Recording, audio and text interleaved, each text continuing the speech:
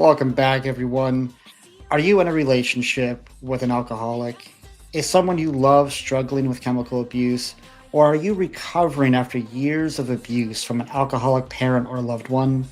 If so, please stick around. Here are 4 lessons I learned as a child of an alcoholic. These are simply my own personal lessons and stories from my past. I hope that anyone struggling through a relationship with an alcoholic can find some encouragement from them. My mother often used the line, God doesn't waste a hurt. This is my attempt to ensure old hurts are put to positive use.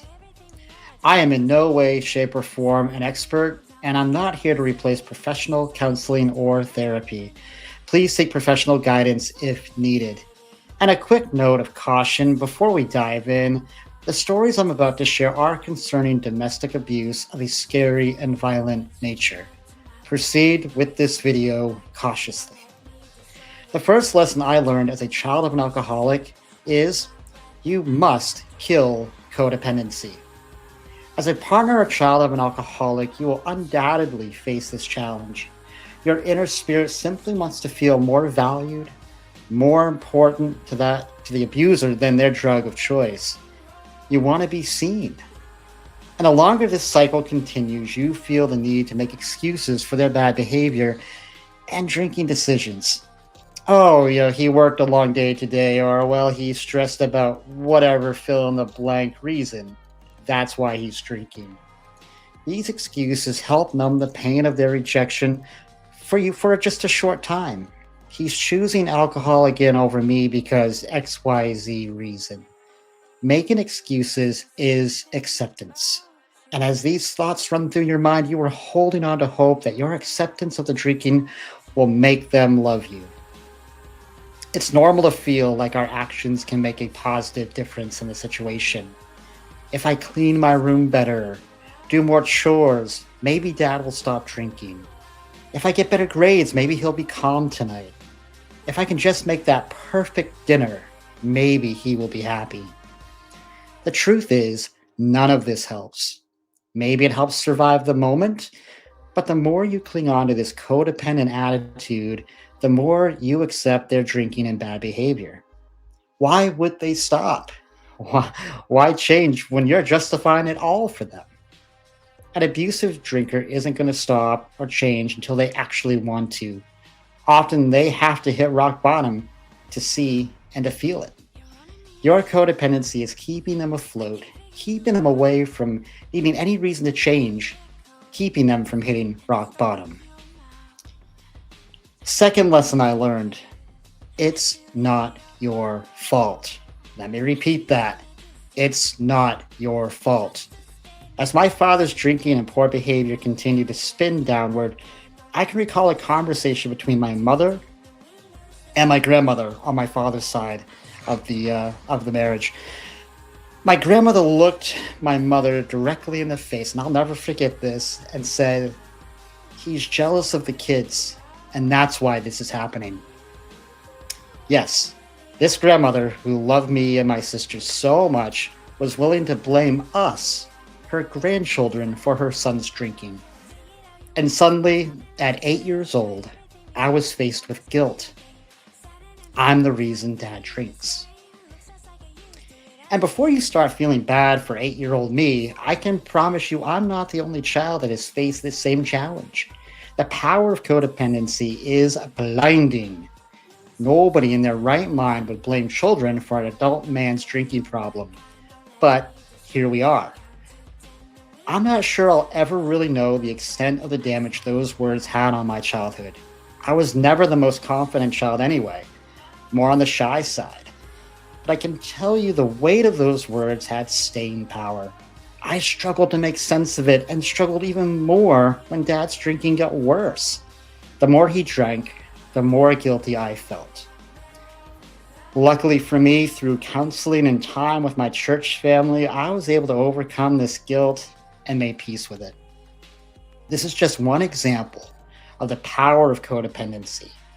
Please, please, please remember, you are not to blame for their drinking and their poor choices.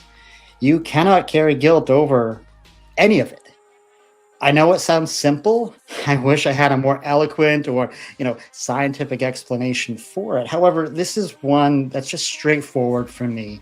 It's not your fault. Please don't bury yourself in guilt. Third lesson I learned: safe spaces matter. Listen, alcohol affects everyone differently. For some, they turn into the life of the party, happy go lucky, full of energy, full of love. For others, it can be the exact opposite effect. If you were to have met my father sober, you would have found a kind and chatty man, someone who just wanted to be friends with everybody. Put a 12 pack in him, however, and look out. But there was nuance to his drinking. He was what we called a functioning alcoholic, someone who, could for the most part keep it together in public or with friends. He was one type of person out there and a completely different person at home behind closed doors. After he passed away, about 10 years ago now, some of his friends were surprised to hear of his violent and abusive nature behind closed doors. And seeing this as a child, it made me question, does he have more control over his anger than he's letting on? Because it certainly appeared he could turn it off and on with ease. I'm not sure if I've ever fully answered that one for myself. As I share the following stories, I hope you will see in these stories how God provided exactly what was needed at the right time and why safe spaces matter if you are a child or a spouse of an alcoholic. First story I'm going to tell, I was probably, 12, maybe 11 years old. It was a weird night where it was just me, my mother, and my father at home. I don't know where the girls were, my two sisters. But it was a night where I was in my room, my mom was in the kitchen, and suddenly I hear this ruckus in the hallway. We lived in this pretty large 2-story house.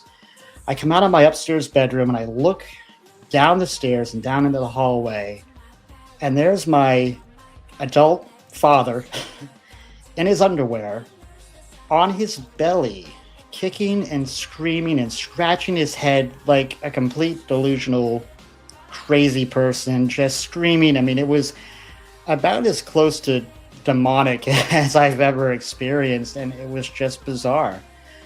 Didn't really know what to do.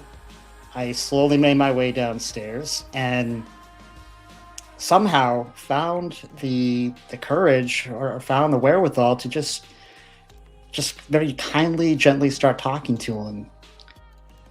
I got him up.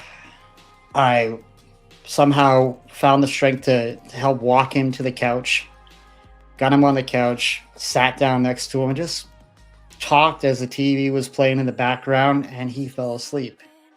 It was one of those nights where it wasn't just alcohol in him. He had taken something else for sure and was just crazy.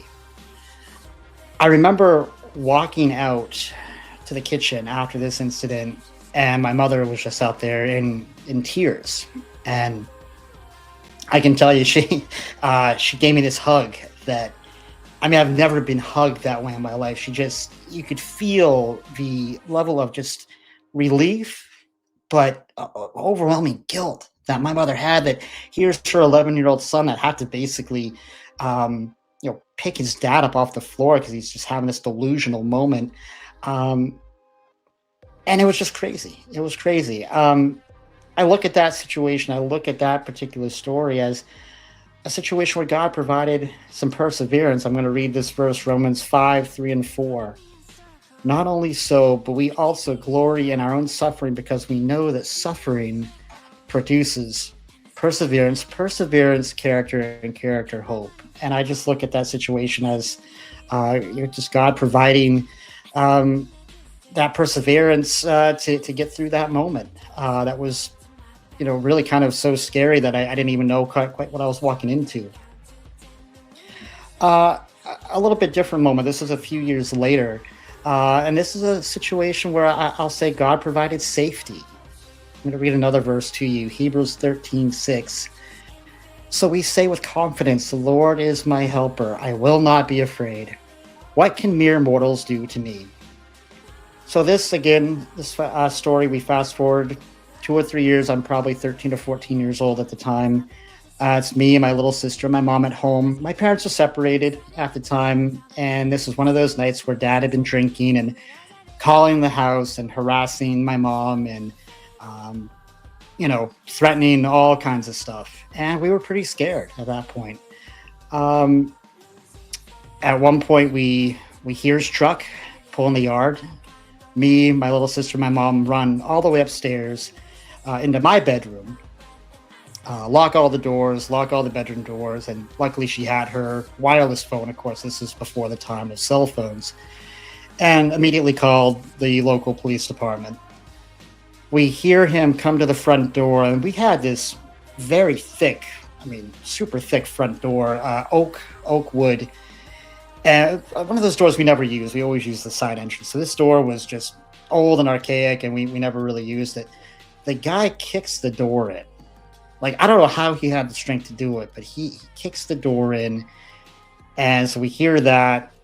He starts to lumber up the stairs step by step. And the fear is just overwhelming us. Like, we're at the point where, and I'm still convinced to this day, he was there to murder us. He was there to kill us. He gets to the first bedroom door, breaks that down. There's one more door in between us. And just as he's starting to just pound on that second door, as we're huddled under the bed, we see the blues outside. Cops run up, tackle him, drag him out, cuff him, and get him out of there. It's as scared as I've ever been as a human. I truly believe that had he gotten through the door, had the police not shown up, we're dead. We're dead. We're not here. And I'm not being hyperbolic in saying that at all. He was out of his mind. The third story I'll tell, and the last one I'll tell, and I could go on and on. I mean, there are countless stories I have here. This is another one where I feel like God provided just at the right time a level of both self-discipline and courage. 2 Timothy 1:7, for the spirit God gave us does not make us timid, but gives us power, love, and self-discipline. Fast forward yet another year or two. So now I'm more in my high school years, 15, 16 years old. Um, Again, just a day where me and my mom are home. I think my older sister was off to college. I don't know where my little sister was. Um, Mom and dad were divorced at that point. He was far out of the house, and I was in a situation where I had not been talking to my dad. I had not been spending time with him or even taking his phone calls. But mom, still in her own right, dealing with some of her own codependency, was, allowing him, some time in the home, just to come and have coffee and talk. And um, even though there was still a protection order against him, she was, I think just still hopeful at that point that he could change. And this one day he came over and was clearly inebriated, 100%. I'm upstairs and I can hear my mom's voice elevate. I can hear my dad start to yell and scream. And I'm just like, there I am, 15, 16 years old. I'm like, all right, I've had enough of this. I run downstairs. By the time I get downstairs, they have my dad has backed my mom from the kitchen into the next room, which was the dining room. I come into that dining room and there's my mom, backing up, and there's my dad just super aggressive, just yelling at her. And I get in his face. I point to the door and I say, "Get the bleep out of my house." And of course, he gets riled up. "What did you say to me? You're just a kid. I hate you. Get the bleep out of my house." We got nose to nose, screaming, yelling at each other. Literally, my dad telling me how much he hated me. And I just wouldn't back down. And had it not been for my mother at that point, who had kind of gotten herself up off the floor and uh, threw herself in the middle of us and separated us, um, he took off. I think we did call the cops that day because, again, he was being super aggressive. Um, I don't know if I stopped shaking for more than a couple of days. It was a crazy feeling, but um, how God gave me the courage to do that, I don't know. I mean, I was big enough, to can maybe put up a fight at that point, being 16 or 15, but not as strong as my dad for sure at that point. And I did find some level of self discipline not to pop him because the amount of anger that was flowing through me, the amount of almost a little bit of anger at my mom too for, allowing him into the home when I was doing everything I could to stay away from the man.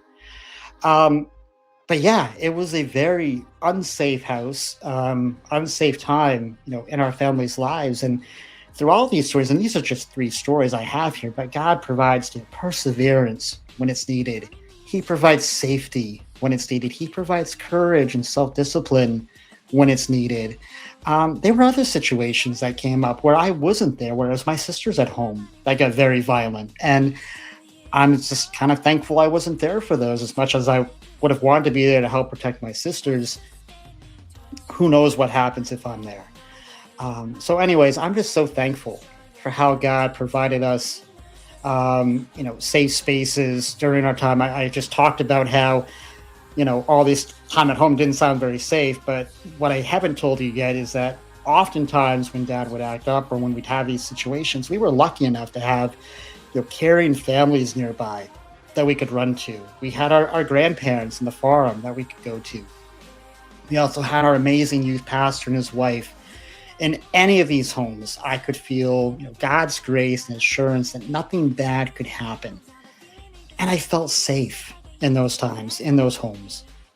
If you're in this situation needing safe spaces, I hope you won't hesitate to reach out to that circle that you have, your circle of people.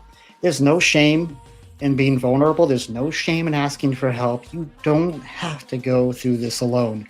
And I just feel like too often, we did when maybe we didn't have to. But again, luckily, God was able to provide some very safe spaces, and it's absolutely needed. All right, number four. Fourth thing I've learned as a child of an alcoholic is forgiveness is healing. Forgiveness is healing. I never thought I would be able to forgive my father for the horrors he put my family through. I spent parts of my high school years completely avoiding him, refusing to speak with him. Those were my decisions and ones I needed to make to ensure my own emotional safety. As time moved on, however, I could feel the weight of my anger leaning on me. Unresolved and uncured, it was like a ticking time bomb waiting to explode. The thing about anger is it typically only affects the one holding on to it. The healing process was never going to take hold until I dealt with this right here.